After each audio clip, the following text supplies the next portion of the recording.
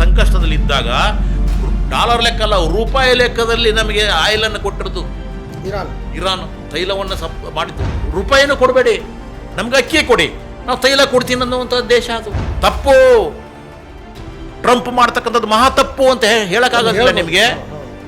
ಬಾಯಲ್ಲಿ ಏನು ಇಟ್ಕೊಂಡಿದ್ದೀರಾ ನೀವು? ಇವತ್ತು ಇರಾನಿಗೆ ಬಂದ ಪರಿಸ್ಥಿತಿ, ಇರಾಕಿಗೆ ಬಂದಿರತಕ್ಕಂಥ ಪರಿಸ್ಥಿತಿ ಮುಂದೆ ಭಾರತಕ್ಕೂ ಬರೋದಿಲ್ಲ ಅನ್ನೋದು ಏನು ಗ್ಯಾರಂಟಿ ರೀ? ಭಾರತದ ಪ್ರಧಾನಿ ಇಸ್ರೇಲಿಗೆ ಹೋಗ್ಬಿಟ್ಟು ಭಾರತ ನನ್ನ ಮದರ್ಲ್ಯಾಂಡ್, ಇಸ್ರೇಲ್ ನನ್ನ ಫಾದರ್ಲ್ಯಾಂಡ್ ಅಂತ. ಯಾಕೆ ಮೋದಿ ಈ ಥರ ಆಡ್ತಾ ಇದ್ದಾರೆ? ಅದಕ್ಕೆ ಕಾರಣ ಎರಡು.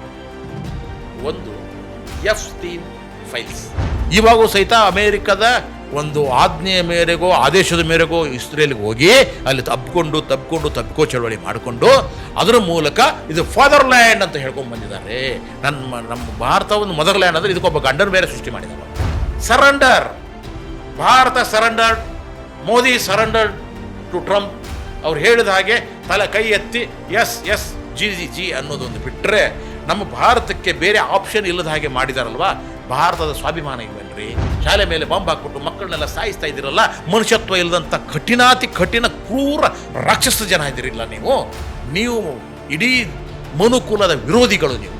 ಸರ್, ಈಗ ಇಷ್ಟೆಲ್ಲ ನಡೀತಾ ಇದೆಯಲ್ಲ, ಭಾರತ ಒಂದು 4-5 ದಿನ, ಇವತ್ತಿಗೆ 6ನೇ ದಿನ ಯುದ್ಧ ನಡೀತಾ ಇರೋದು. ಭಾರತ ಒಂದು 4-5 ದಿನ ಸುಮ್ಮನೆ ಇತ್ತು, ನಾನು ಇದೀನೋ ಇಲ್ಲ ಅನ್ನೋ ರೀತಿಯಲ್ಲಿತ್ತು. ಆದರೆ ಇವಾಗ ನಿನ್ನೆ ಒಂದು ಸಂತಾಪ, ಅಂದರೆ ಅಮೇರಿಕಕ್ಕೂ ನೋವಾಗದಂತೆ ಒಂದು ಸಂತಾಪವನ್ನು ಸೂಚಿಸಿದೆ. ಆದರೆ ಈಗ ಭಾರತದ ನಿರ್ಧಾರ ಏನಾಗಬೇಕಾಗಿದೆ? ಭಾರತದ ಈ ನಿರ್ಧಾರ ಏನಿದೆಯಲ್ವಾ, ಈ ರೀತಿಯಾದಂಥದ್ದು ಅಮೇರಿಕವನ್ನು ಸಪೋರ್ಟ್ ಮಾಡೋದು, ಇದು ನಿಜವಾಗಿಯೂ ಸಹಿತ ದ್ರೋಹ. ಯಾಕೆ ಅಂತಂದರೆ ಭಾರತ ಸಂಕಷ್ಟದಲ್ಲಿದ್ದಾಗ ಡಾಲರ್ ಲೆಕ್ಕ ಅಲ್ಲ, ರೂಪಾಯಿ ಲೆಕ್ಕದಲ್ಲಿ ನಮಗೆ ಆಯಿಲನ್ನು ಕೊಟ್ಟಿರೋದು ಇರಾನ್ ತೈಲವನ್ನು ಮಾಡಿದ್ದು. ಅಂಥ ಒಂದು ಬೇಡಪ್ಪ, ನೀವು ದುಡ್ಡೇ ಕೊಡಬೇಡಿ ಸ್ವಾಮಿ, ರೂಪಾಯಿನೂ ಕೊಡಬೇಡಿ, ನಮ್ಗೆ ಅಕ್ಕಿ ಕೊಡಿ, ನಾವು ತೈಲ ಕೊಡ್ತೀನಿ ಅನ್ನುವಂಥ ದೇಶ ಅದು. ಇಲ್ಲಿವರೆಗೂ ಪಾಕಿಸ್ತಾನ ಯುದ್ಧ ಆದರೆ ಭಾರತಕ್ಕೆ ಸಪೋರ್ಟ್ ಮಾಡಿದಂಥ ದೇಶ. ಸೊ ಇಂಥ ಸಂದರ್ಭದಲ್ಲಿ ಸಹಿತ ನೀವು ಏನನ್ನೂ ಮಾಡದೇನೆ ತಪ್ಪು. ನೀವು ಸೌದಿ ಅರೇಬಿಯಾದ ಮೇಲೆ ಇರಾನ್ನು ಬಾಂಬ್ ಹಾಕಿದ ತಪ್ಪು ಅಲ್ಲ ಸ್ವಾಮಿ. ಸೌದಿ ಅರೇಬಿಯಾದ ಬಗ್ಗೆ ನೀವು ಯೋಚನೆ ಮಾಡ್ತೀರಿ, ಇರಾನ್ ಇರ್ತಕ್ಕಂಥವ್ರು ಜನರಲ್ವಾ? ತಪ್ಪು. ಟ್ರಂಪ್ ಮಾಡ್ತಕ್ಕಂಥದ್ದು ಮಹಾ ತಪ್ಪು ಅಂತ ಹೇಳಕ್ಕಾಗಲ್ಲ ನಿಮಗೆ. ಬಾಯಲ್ಲಿ ಏನು ಇಟ್ಕೊಂಡಿದ್ದೀರಾ ನೀವು? ಇವತ್ತು ಇರಾನಿಗೆ ಬಂದ ಪರಿಸ್ಥಿತಿ, ಇರಾಕಿಗೆ ಬಂದಿರತಕ್ಕಂಥ ಪರಿಸ್ಥಿತಿ ಮುಂದೆ ಭಾರತಕ್ಕೂ ಬರೋದಿಲ್ಲ ಅನ್ನೋದು ಏನು ಗ್ಯಾರಂಟಿ ರೀ? ಆಟ ಆಡ್ತಾ ಇದೆಯಲ್ಲ, ಪಾಕಿಸ್ತಾನಕ್ಕೂ ತಲೆ ಮೇಲೆ ಕೈ ಇಡೋದು, ಇಲ್ಲಿ ತಲೆ ಮೇಲೆ ಕೈ ಇಡೋದು. ಬಾಂಗ್ಲಾಗೆ 0% ಟ್ಯಾಕ್ಸು, ಇದಕ್ಕೆ 18% ಭಾರತಕ್ಕೆ. ಅಂದ್ರೆ ಅರ್ಥ ಏನು? ಹೇಗೋ ಮಾಡಿ ಭಾರತದ ಎಕಾನಮಿಯನ್ನು ಡೌನ್ ಮಾಡಬೇಕಾಗಿದೆ. ಇವತ್ತಿಲ್ಲ ನಾಳೆ ಅದೇ ಥರ ಮಾಡ್ತದೆ. ಭಾರತಕ್ಕೂ ಸಹಿತ ಇವತ್ತು ಯುದ್ಧ ಅನ್ನೋದು ಇರಾನ್ನ ಮನೆ ಬಾಗಿಲಿಗೆ ಬಂದಿದೆ, ಮನೆ ಒಳಗಡೆ ಬಂದಿದೆ. ನೆಕ್ಸ್ಟ್ ಭಾರತದಲ್ಲೂ ಬರುತ್ತೆ. ಭಾರತವನ್ನು ಗುಲಾಮಿ ರಾಷ್ಟ್ರವನ್ನಾಗಿ ಮಾಡಿಕೊಳ್ಳುವ ಎಲ್ಲ ಸಾಧ್ಯತೆಗಳು ಇದ್ದಾವೆ. ಅಲ್ಲ, ನಾವು ಪ್ರಬಲ ರಾಷ್ಟ್ರ, ನಾವು ವಿಶ್ವಗುರು ಹಾಗೆಲ್ಲ ಹೇಳ್ಕೊಂಡು ಮತ್ತು ಜಗತ್ತಿನ ಅತ್ಯಂತ ಹೆಚ್ಚು ಮಾನವ ಸಂಪನ್ಮೂಲವನ್ನು ಹೊಂದಿರುವಂಥ ದೇಶ ನಮ್ಮದು. ಆದರೂ ನಾವು ಯಾಕೆ ಇಂಥ ಧೈರ್ಯವನ್ನು ನಮಗೆ, ಅಥವಾ ಈ ಜಗತ್ತಿನ ಪ್ರಬಲ ರಾಷ್ಟ್ರ ಅಂದರೆ 3 ಬರ್ತವೆ: ರಷ್ಯಾ, ಚೀನಾ, ಅಮೇರಿಕಾ. ನಮ್ದು ಯಾಕೆ ಪಟ್ಟಿಯಲ್ಲಿ ಬರಲ್ಲ? ಅಟ್ಲೀಸ್ಟ್ 4ನೇ ಸ್ಥಾನದಲ್ಲಿ ಆದರೂ ಬರಬೇಕಲ್ಲ. ನಮ್ಮ ಭಾರತದಲ್ಲಿರ್ತಕ್ಕಂಥ ಆಳುವ ಪ್ರಭುತ್ವ ಇದೆಯಲ್ವಾ, ಡರ್ಫೋಕ್, ಯಾವುದಕ್ಕೂ ಹಿಂಜರಿತ, ಯಾವುದೇ ಪ್ರಬಲವಾದ ನಿರ್ಧಾರವನ್ನು ಇವತ್ತಿನವರೆಗೂ ತೆಗೆದುಕೊಳ್ಳೋದೂ ಇಲ್ಲ. ಒಬ್ಬ ಅನ್ಪೋರ್ಡ್ ವ್ಯಕ್ತಿ ದೇಶಕ್ಕೆ ಪ್ರಧಾನಿ ಆದರೆ ಇನ್ನೇನಾಗಕ್ಕೆ ಸಾಧ್ಯ? ಗಟರ್ನಿಂದ ಗ್ಯಾಸನ್ನು ತೆಗೆದು ನಾನು ಕಾಪಿ ಮಾಡಿ ಮಾರ್ತಿದ್ದೆ ಅನ್ನೋದು ಅತ್ಯಂತ ಅವೈಜ್ಞಾನಿಕವಾಗಿರ್ತಕ್ಕಂಥ, ಇಂಥ ಬಾಲಿಶವಾಗಿರ್ತಕ್ಕಂಥದ್ದನ್ನು ಹೇಳ್ತಾರೆ. ನಾನು ಎಲ್ಲರೂ ಹುಟ್ಟೋಂಗೆ ತಂದೆ ತಾಯಿಯಿಂದ ಹುಟ್ಟಿಲ್ಲ, ನಾನು ಅಜೈವಿಕ, ಅತ್ಯಂತ ಬಾಲಿಶವಾಗಿರ್ತಕ್ಕಂಥ, ಇಂಥ ಅವೈಜ್ಞಾನಿಕವಾಗಿರ್ತಕ್ಕಂಥ ಯೋಚನೆ ಇರತಕ್ಕಂಥ ಒಬ್ಬ ಪ್ರಧಾನಿ ಇದ್ದಾನಲ್ವಾ, ಆ ಪ್ರಧಾನಿ ಇನ್ನೇನು ಮಾಡ್ಲಿಕ್ಕೆ ಸಾಧ್ಯ? ಸೊ ಈ ರೀತಿಯಾಗಿ ಬರೀ ಭಾವನಾತ್ಮಕವಾಗಿ ಹೇಳಲಿಕ್ಕೆ ಸಾಧ್ಯ ಅಷ್ಟೇ. ನೀವು ಸಿಂಧೂರ ಮತ್ತೊಂದು ಮಗದಂತ ಹೇಳ್ಕೋಬೋದು ಹೊರತಾಗಿ ನೀವು ದೇಶದ ಅಭಿವೃದ್ಧಿಗಾಗಿ ಮಾಡ್ತಕ್ಕಂಥದ್ದು ಏನೂ ಇಲ್ಲ. ದೇಶವನ್ನು ಅಡುಬಿಟ್ಟಿದ್ದೀರಿ. ಅಮೇರಿಕಾ ಅನ್ನೋದು ನಮ್ಮ ಮೇಲೆ ಸುಂಕ ಹೇರಿಬಿಟ್ಟು ಇಲ್ಲಿದ ರಕ್ತ ಹೀರ್ತಾ ಇದೆ. ಸೊ ಇವುಗಳನ್ನು ನೀವು ಯಾವತ್ತೂ ಕಂಟ್ರೋಲ್ ಮಾಡೋಕ್ಕಾಗಿಲ್ಲ. ಅದಾನಿ ಮತ್ತು ಅಂಬಾನಿಗಳ ಹಿತಾಸಕ್ತಿಗಳು ಎಲ್ಲವೂ ಸಹಿತ ಅಮೇರಿಕ ಮತ್ತು ಬೇರೆ ಬೇರೆ ಕಂಟ್ರಿಲಿದ್ದಾವೆ. ಅವುಗಳನ್ನು ನೀವು ಉಳಿಸ್ಲಿಕ್ಕೆ ಹೋಗ್ತಾ ಇದ್ದೀರಿ. ಇತ್ತೀಚೆಗೆ ಯುದ್ಧ ಶುರು ಆಗೋಕ್ಕಿಂತ ಸ್ವಲ್ಪ ಒಂದೇ ವಾರದ ಮುಂಚೆ ಒಬ್ಬ ಭಾರತದ ಪ್ರಧಾನಿ ಇಸ್ರೇಲಿಗೆ ಹೋಗಿಬಿಟ್ಟು ಭಾರತ ನನ್ನ ಮದರ್ಲ್ಯಾಂಡ್, ಇಸ್ರೇಲ್ ನನ್ನ ಫಾದರ್ಲ್ಯಾಂಡ್ ಅಂತ. ನೆನಪಿಟ್ಕೊಳ್ಳಿ, ಎಂಥ ಕೆಟ್ಟದಾದಂಥ ಸ್ಲೋಗನ್ ಇದು. ಅದು ಯಾವ ಫಾದರ್ ಆಯಿತು ನಮಗೆ? ಅದು ಫಾದರ್ಲ್ಯಾಂಡ್ ಅಂತ. ಅದರಂಥ ಕ್ರೂರಿ ದೇಶ ಜಗತ್ತಲ್ಲಿ ಬೇರೆ ಯಾವುದೂ ಇಲ್ಲ. ನೆನಪಿಟ್ಕೊಳ್ಳಿ, ಮಹಾಕ್ರೂರಿ ಅದು. ಅದು ಇನ್ನೇನು ಯುದ್ಧ ಅಗ್ದಿ ಹೆಬ್ಬಾಗಲೇ ನಿಂತಿರುವಾಗಲೇ ಇಸ್ರೇಲ್ಗೆ ಭೇಟಿನೂ ಕೊಟ್ಟು ಹೋಗಿ ಅಪ್ಕೊಂಡು ತಪ್ಪಿಕೊಂಡು ಮೋದಿ ಕುಮ್ಮಕ್ ಕೊಟ್ಟು ಬಂದ್ರ ಯುದ್ಧಕ್ಕೆ ಅನ್ನೋ ರೀತಿಯಲ್ಲಿ ಚಲಾವಣೆ ಬಂದ್ರ ಅನ್ನೋ ರೀತಿಯಲ್ಲಿ ಆಯ್ತು. ಸೊ ಇವಾಗ ನಿಮಗೆ ಒಂದು ಸೀಕ್ರೆಟ್, ಓಪನ್ ಸೀಕ್ರೆಟ್ ಒಂದಿದೆ. ಯಾಕೆ ಇವಾಗ ಯುದ್ಧದ್ದು ಘೋಷಣೆ ಆಯಿತು? ಎಸ್, ಯಾಕೆ ಮೋದಿ ಈ ಥರ ಆಡ್ತಾ ಇದ್ದಾರೆ? ಅದಕ್ಕೆ ಕಾರಣ ಎರಡು. ಒಂದು, ಎಫ್ಸ್ಟೀನ್ ಫೈಲ್ಸ್. ಓ ಹೌದು, ತುಂಬ ದೊಡ್ಡ ಸದ್ದು ಮಾಡ್ತದೆ. ಅರ್ಥ ಆಯ್ತಾ? ಸೊ ಅದರಲ್ಲಿ ಇವರೆಲ್ಲರ ಹೆಸರಿದೆ, ಅದಾನಿ ಹೆಸರಿದೆ, ಅದಾನಿ ಫೈಲ್ಸ್. ಸೊ ಇವ್ರದೆಲ್ಲ ಹೊರಗಡೆ ಬರಬೇಕು ಅಂದರೆ ಬ್ಲ್ಯಾಕ್ ಮೇಲ್ ಮಾಡ್ತಕ್ಕಂಥ ಕೆಲಸವನ್ನು ಟ್ರಂಪ್ ಮಾಡ್ತಾ ಇದ್ದ. ನೀವು ನಾನು ಹೇಳ್ದಂಗೆ ಕೇಳದೆ ಇದ್ದರೆ ಇದನ್ನೆಲ್ಲ ತೆಗೆದಿಡ್ತೀನಿ, ನಿಮ್ಮ ಅಸ್ತಿತ್ವ ಹೊರಟೋಗುತ್ತೆ, ನೀವು ಇರೋದೇ ಇಲ್ಲ ಪ್ರಧಾನಿಯಾಗಿ ಅನ್ನೋದು ರೀತಿಯಲ್ಲಿ. Okay okay. ಸೊ ಈ ಬ್ಲ್ಯಾಕ್ ಮೇಲ್ ತಂತ್ರಕ್ಕೆ ಹೆದರಿಯೋ, ಎಲ್ಲಿ ನಾನು ಇಷ್ಟು ದಿನಗಳ ಕಾಲ ಏನೋ ಮಾಡಿಕೊಂಡು ಒಂದು ಭಾವನಾತ್ಮಕ ನೆಲೆಯಲ್ಲಿ ಹೆಸರು ಮಾಡಿದ್ದೀನಿ, ಅದೆಲ್ಲ ಹಾಳಾಗ್ಬಿಡುತ್ತಲ್ಲ, ಇಮೇಜ್ ಹಾಳಾಗ್ಬಿಡುತ್ತಲ್ಲ ಅಂತ.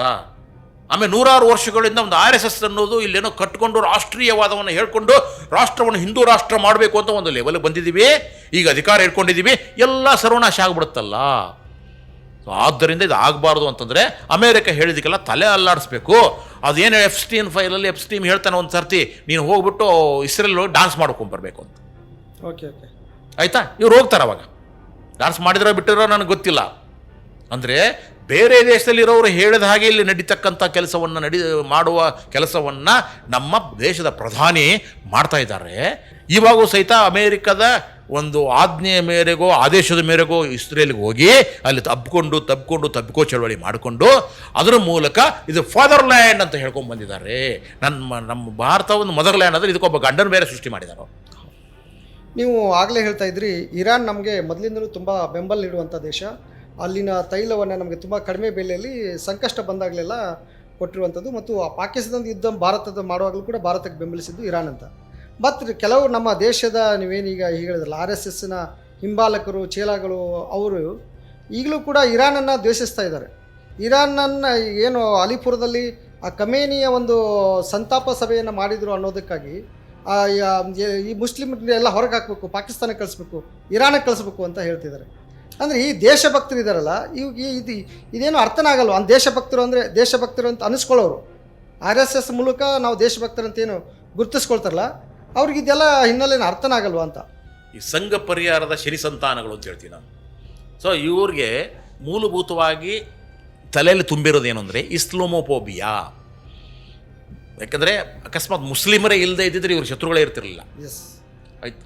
ಆದ್ದರಿಂದ ಮುಸ್ಲಿಮರು ನಿಮ್ಮ ಶತ್ರುಗಳು, ಮುಸ್ಲಿಂ ದೇಶಗಳು ಶತ್ರು ದೇಶ.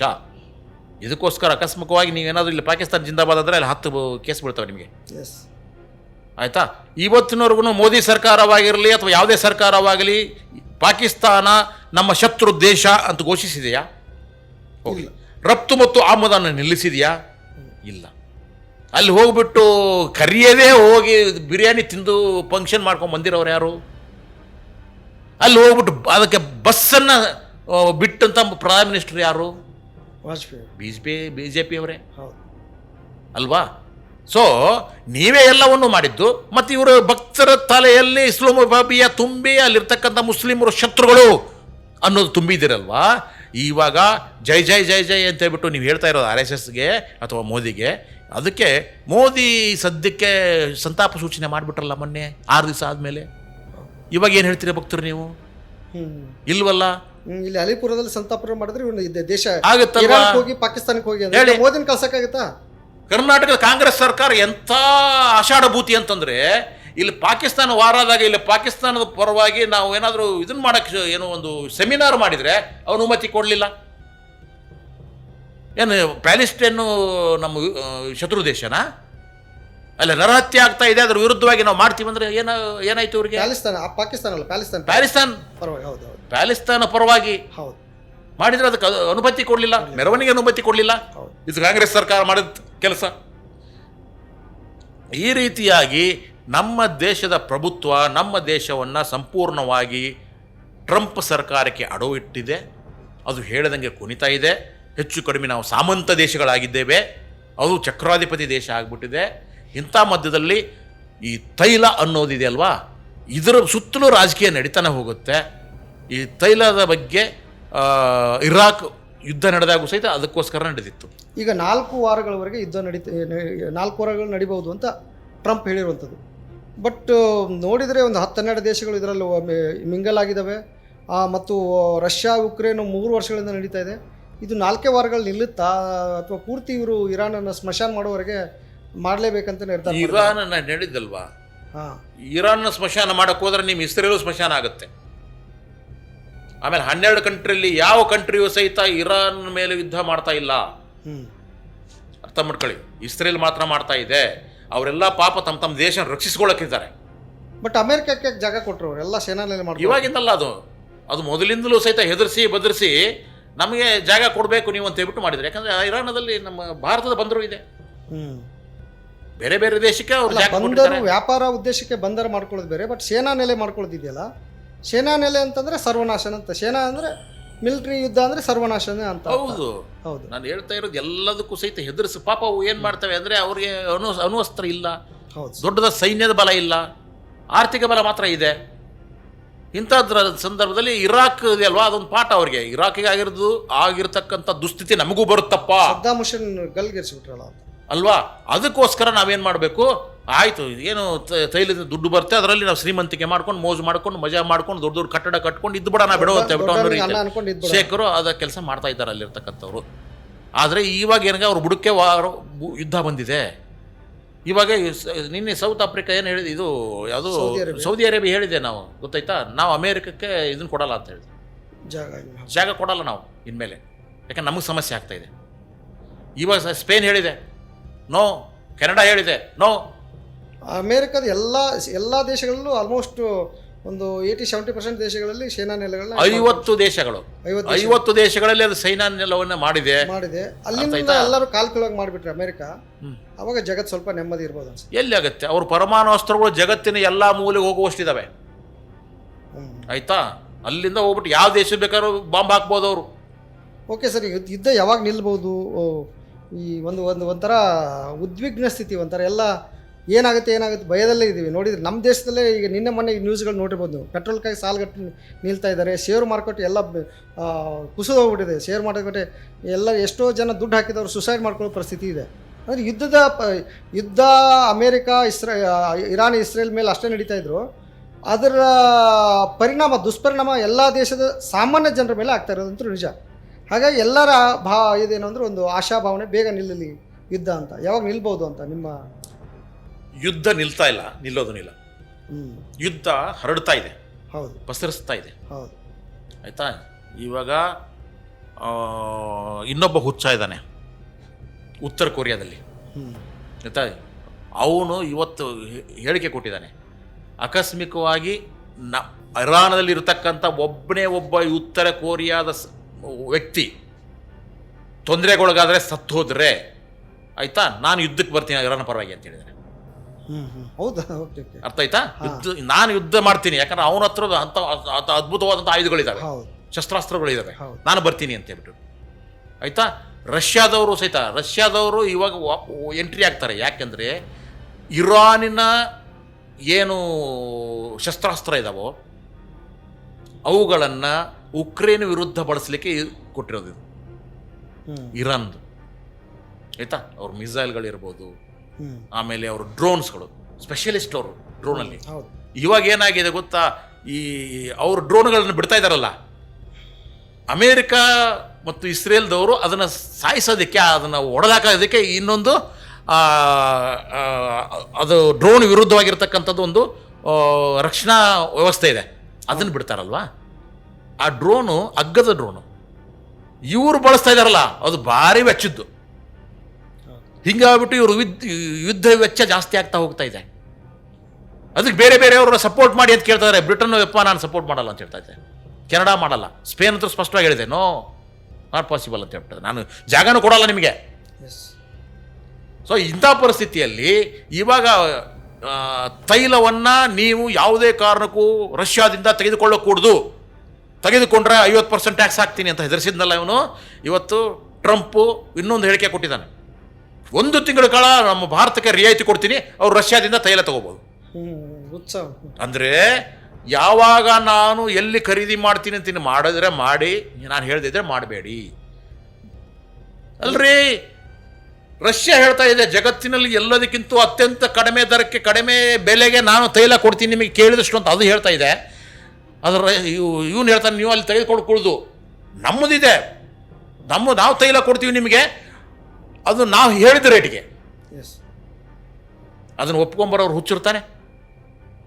ಇವಾಗ ಹೇಳ್ತಾ ಇದೆ ಇಲ್ಲ ಇವಾಗ ತೈಲದ್ದು ನೀವು 1 ತಿಂಗಳು ರಿಯಾಯಿತಿ ಕೊಡ್ತೀನಿ, ನೀವು ರಷ್ಯಾದಿಂದ ತರಿಸ್ಕೋಬೋದು. ಈ ರೀತಿಯಾದದ್ದು ಇದು ತಲೆಯಲ್ಲಾಡಿಸೋದು. Surrender, Bharat surrender, Modi surrender to Trump.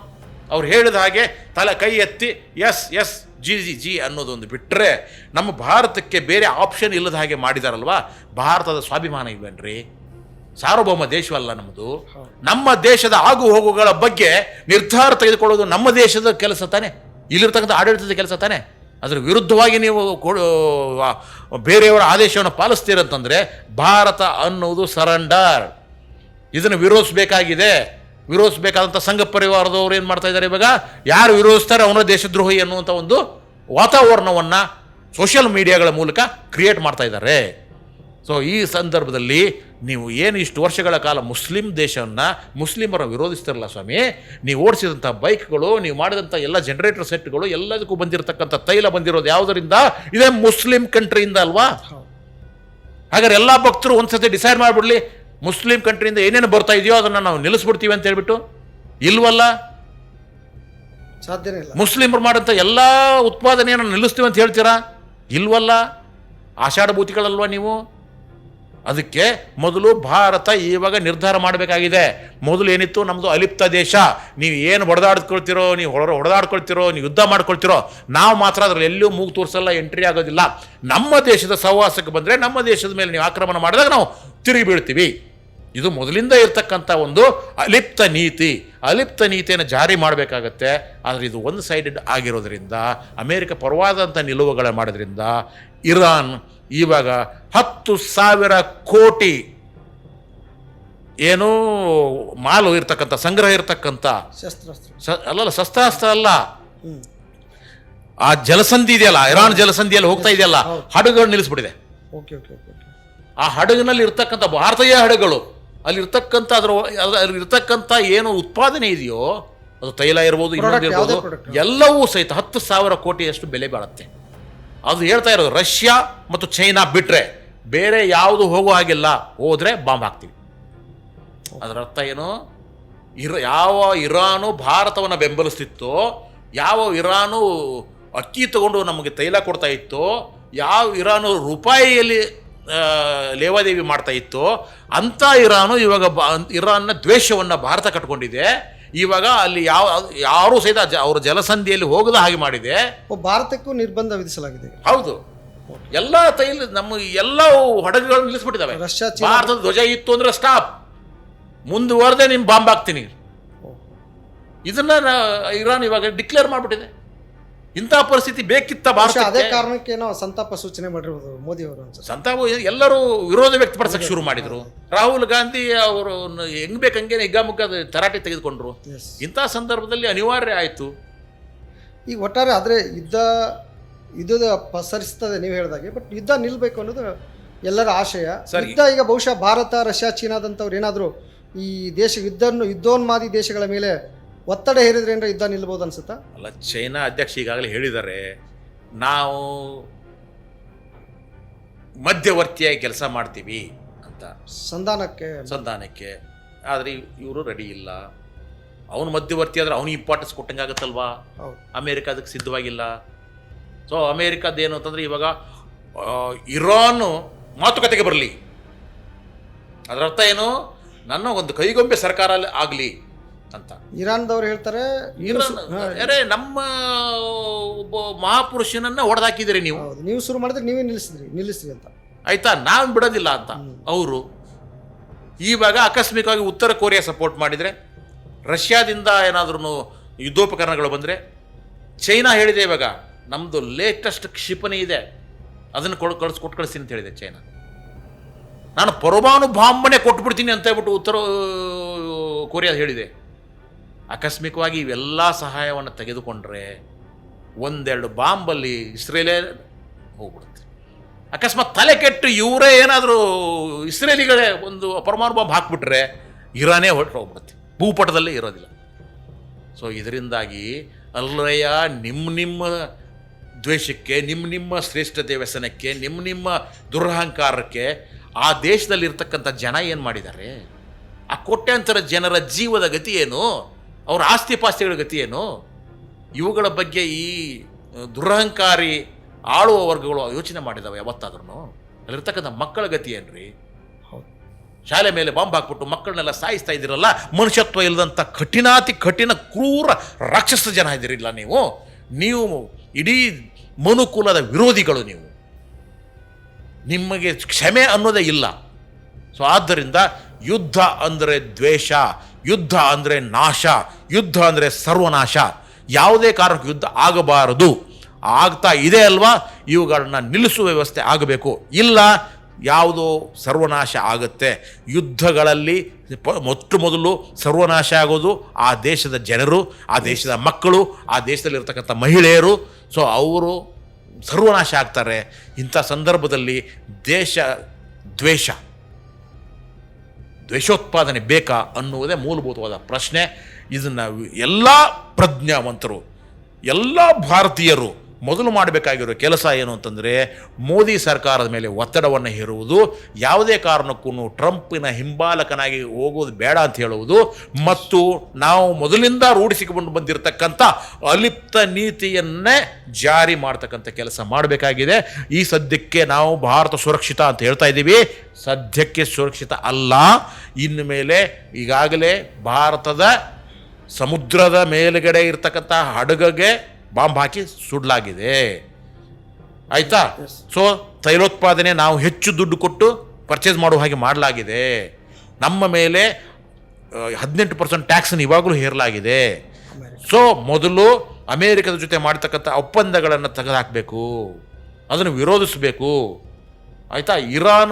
ಇರಾನನ್ನು ಬೆಂಬಲಿಸ್ತಾ ಇದ್ರು ಚಿಂತೆ ಇಲ್ಲ, ಅಲ್ಲಿರ್ತಕ್ಕಂಥ ಜನರನ್ನು ಬೆಂಬಲಿಸಬೇಕು. ಜನರ ನಾಶ ಆಗಬಾರ್ದು. ಇವುಗಳನ್ನ ಬೆಂಬಲಿಸ್ತಕ್ಕಂಥ ಕೆಲಸ ಭಾರತೀಯರಾಗಿ ನಾವು ಮಾಡಬೇಕಾಗಿದೆ. ಅದಕ್ಕೆ ನಮ್ಮ ಸರ್ಕಾರ ಇದೆಲ್ಲ, ಅವನು ಪ್ರಧಾನಿ ಎಂಥ ಪ್ರಧಾನಿ ಇದ್ರೂ ಭಾರತದ ಪ್ರಧಾನಿನೇ, ಅವ್ರ ಮೇಲೆ ಒತ್ತಡವನ್ನು ಹೇರಬೇಕಾಗಿದೆ. ಮಾಧ್ಯಮಗಳು ಬದಲಾಗಬೇಕಾಗಿದೆ. ಒನ್ ಸೈಡೆಡ್ ಸುದ್ದಿಗಳನ್ನು ಬಿಟ್ಟು ನಿಜ ಏನಿದೆ ಅದನ್ನು ತೋರಿಸ್ಬೇಕಾಗಿದೆ ಜನರಿಗೆ. ಅಲ್ಲಿಯವರೆಗೂ ಈ ದೇಶ ಮತ್ತೆ ನಾಶಕ್ಕೆ ಒಳಗಾಗದೇ ಇರಲಿ ಅಂತ ನಾನು ಹೇಳ್ತಾ ಇದ್ದೇನೆ. ಇದು ಯುದ್ಧವನ್ನು ನಾವು ವಿರೋಧಿಸುವ ಕೆಲಸವನ್ನು, ಯುದ್ಧ ವಿರೋಧಿಗಳು ನಾವು ಅನ್ನೋ ವಿರೋಧಿಸೋಣ. ಆಯಿತಾ? ಬಂದೂಕಿನ ತುದಿಯಲ್ಲಿ ಗುಬ್ಬಿಗಳು ಗೂಡು ಕಟ್ಟುತ್ತವೆ ಅಂತ ಏನಿದೆ ಅಲ್ವಾ, ರಂಜಾನ್ ದರ್ಗಾ ಅವ್ರ ಕವಿತೆ, ಅದು ಸತ್ಯ ಆಗಬೇಕಾಗಿದೆ. ಅದಕ್ಕೆ ಯುದ್ಧ ನೆಮ್ಮದಿ ಹಾಳು ಮಾಡುತ್ತೆ, ಶಾಂತಿ ಹಾಳು ಮಾಡುತ್ತೆ, ಅಹಿಂಸೆಯನ್ನು ಹಾಳು ಮಾಡುತ್ತೆ, ದೇಶವನ್ನು ಹಾಳು ಮಾಡುತ್ತೆ, ಜನರನ್ನು ಹಾಳು ಮಾಡುತ್ತೆ, ಮಕ್ಕಳನ್ನು ಕೊಲ್ಲುತ್ತೆ. ಇಂಥ ಯುದ್ಧ ನಮಗೆ ಅಗತ್ಯ ಇಲ್ಲ. ಅದು ಯಾವ ದೇಶದಲ್ಲೇ ಆದರೂ ಸಹಿತ ನಾವು ಯುದ್ಧ ವಿರೋಧಿಗಳೇ, ನಾವು ಅದನ್ನು ವಿರೋಧಿಸ್ತೀವಿ. ಇದು ನಮ್ಮ ನಿಜವಾದ ಕಳಕಳಿಯಾಗಿದೆ ಮನುಕುಲಕ್ಕೆ. ಯುದ್ಧ ಎಷ್ಟು ನಿರರ್ಥಕ ಮತ್ತು ಎಷ್ಟು ಜೀವ ವಿರೋಧಿ ಅನ್ನೋದನ್ನು ಇವತ್ತಿನ ಈ ಮಾತುಕತೆಯಲ್ಲಿ ಸಾಕಷ್ಟು ಸವಿವರವಾಗಿ ತಿಳಿಸಿಕೊಟ್ರಿ ಸರ್. ಪೀಪಲ್ ಮೀಡಿಯಾದಿಂದ ತಮಗೆ ಧನ್ಯವಾದಗಳು. ನಮಸ್ಕಾರ.